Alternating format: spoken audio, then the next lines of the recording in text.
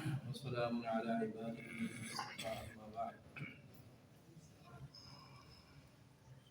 نبی مکرم صلی اللہ علیہ وآلہ وسلم نے کچھ اعمال کی سنگینی اور ان کی شدت کے حوالہ سے ان پر لعنت فرمائی ہے کہ کچھ اعمال ایسے ہیں کہ جن اعمال کی بنا پر وہ اعمال کرنے والے اللہ کی لعنت کے مستحق ٹھہرتے ہیں۔ اللہ کی لعنت کا معنی یہ ہے کہ اللہ کی رحمت سے دور ہو جانا۔ تو ان اعمال جن پر اللہ رب العزت کی طرف سے لعنت نازل ہوتی ہے ان میں سے ایک بہت بڑا عمل یہ ہے کہ انسان اپنی زبان سے اپنے والدین کی برائی کرے، ان کو گالی دے۔ نبی صلی اللہ علیہ وآلہ وسلم نے فرمایا کہ ان من اکبر الکبائر ان یلعن الرجل والدیہ، کہ بڑے بڑے گناہوں میں سے گناہ یہ ہے کہ انسان اپنے والدین کو برا بلا کہے، ان پر لعنت بھیجے۔ صحابہ نے کہا یا رسول اللہ صلی اللہ علیہ وسلم، کون ایسا بدبخت ہے جو اپنے والدین کو گالی دے؟ کون ایسا شقی القلب اور ایسا بدبخت ہے کہ جو دنیا میں اس کے آنے کا سبب اور باعث ہے اس کے والدین ان کو گالی دیں؟ نبی صلی اللہ علیہ وسلم نے فرمایا یسب الرجل ابا الرجل، کہ آدمی کسی شخص کے باپ کو گالی دیتا ہے تو بدلے کے اندر وہ اس کے والد کو گالی دیتا ہے۔ فیسب امہ، وہ اس کی ماں کو گالی دیتا ہے، تو جس کو گالی پڑی ہے بدلے کے اندر وہ گالی دینے والے کی ماں کو گالی دیتا ہے۔ تو اپنی زبان سے گالی نکالنا، سب و شتم کرنا، یہ بڑا ہی مذموم اور برا عمل ہے۔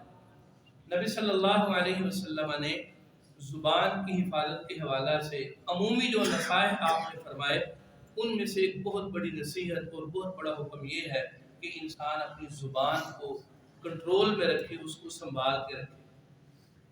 نبی صلی اللہ علیہ وسلم نے عمومی سب و شتم سے منع فرمایا۔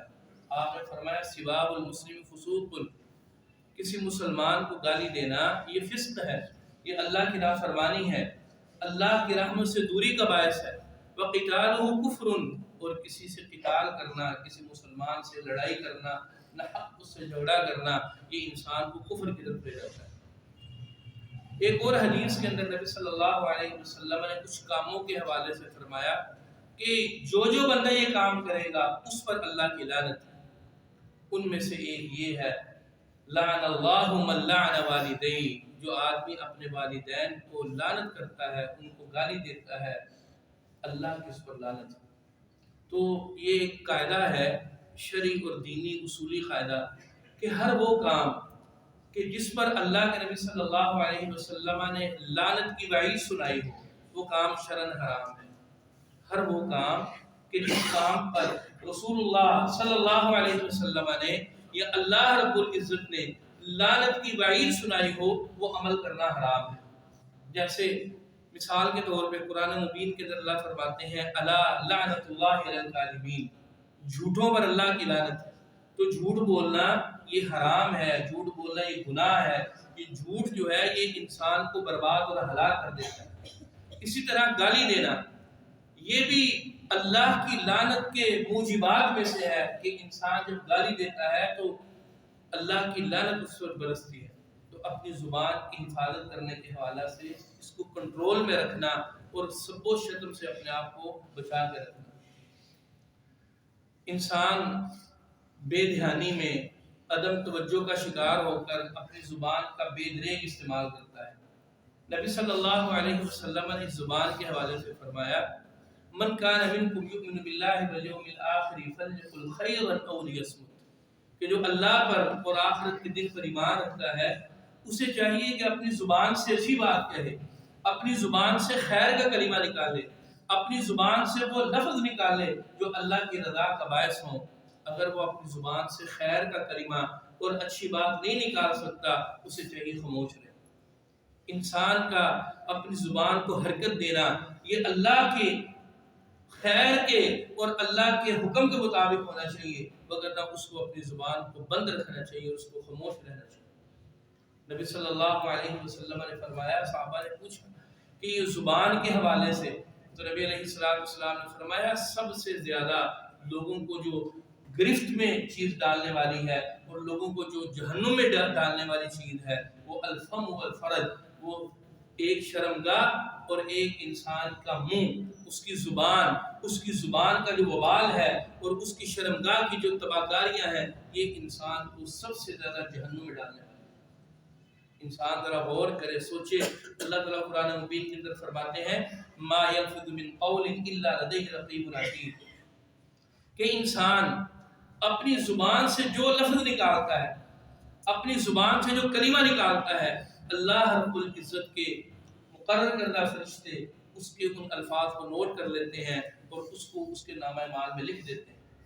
اور اللہ تعالیٰ اسی موضوع کو ایک اور انداز کے اندر قرآن کے اندر ذکر فرماتے ہیں کرامن کاتبین یعلمون ما تفعلون، کہ اللہ کے معزز فرشتے وہ ہر انسان کے ساتھ اللہ نے مقرر کی ہیں، وہ انسان کے ایک ایک عمل کو، ایک ایک گھڑی کو، اس کے اقوال کو، اس کے افعال کو، اس کے اعمال کو، اس کی حرکات کو، اس کے اشاروں کو، اور جس نیت سے وہ بندہ عمل کرتا ہے، اللہ کے فرشتے اس کو نوٹ کر لیتے ہیں۔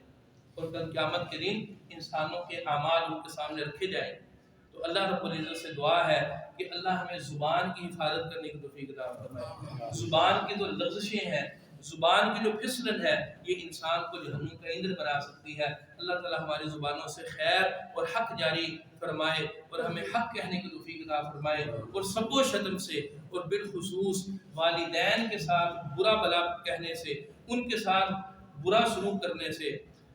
اور انسان ہمیشہ اگر کسی کو گالی دیتا ہے تو حدیث کے مطابق وہ اپنے والدین کو گالی پڑھنے کا سبب اور باعث ہے۔